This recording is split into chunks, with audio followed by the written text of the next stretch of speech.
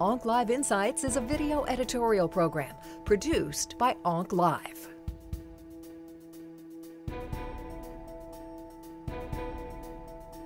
The rationale for development of thrombopoietin receptor agonists is that ITP is a disease of both increased platelet destruction in the peripheral blood as well as diminished platelet production. And actually, interestingly enough, there's data that goes back about 20 years that suggests that's the case, although it hasn't really been well appreciated until the last decade that's really the case. And the antibodies that cause ITP both react with platelets in the peripheral blood. They bind to platelets, coat them, and then those antibody-coated platelets are cleared in the spleen. So the survival of a platelet in ITP may be 1 day, 2 days, even less, whereas a normal platelet survives 8 to 10 days.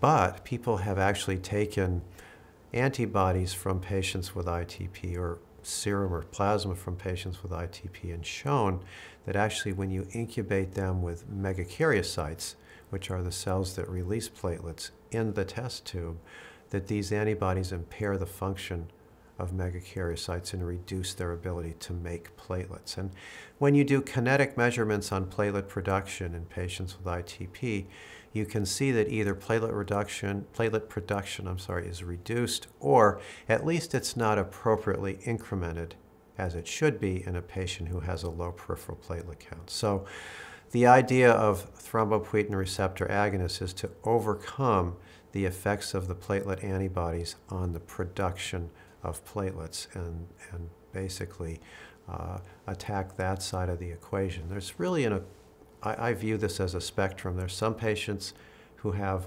accelerated platelet destruction. There's some patients that have diminished platelet production. Probably most patients have some of each, though there's probably some that have a lot of one, a lot of another. And you can sort of get that idea by how they respond to different therapies. The majority of historical therapies have been designed actually to reduce platelet clearance, to enhance platelet lifespan.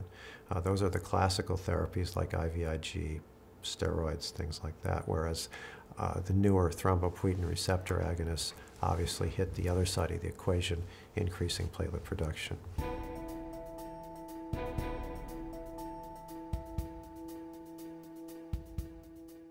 I would say the thrombopoietin agonists, they're FDA approved for second-line therapy and beyond. I think they have an excellent role in patients with extremely refractory ITP. And these were the patients that were, a large portion of them were enrolled in the initial pivotal trials.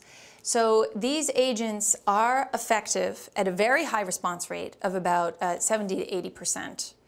So most patients, the majority of patients, will have an excellent response to these agents.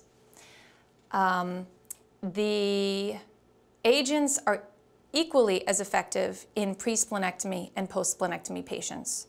So you can use for either kind of patient. They tend to be extremely effective in the highly refractory patients. So although they're effective in that patient population, I don't think that we wait until patients are extremely refractory to try these agents, and they are being moved because of this level 1 evidence kind of earlier in the treatment algorithm. There are trials looking at the upfront use of these agents and with promising results, but that is not in the guidelines and not FDA approved at this time.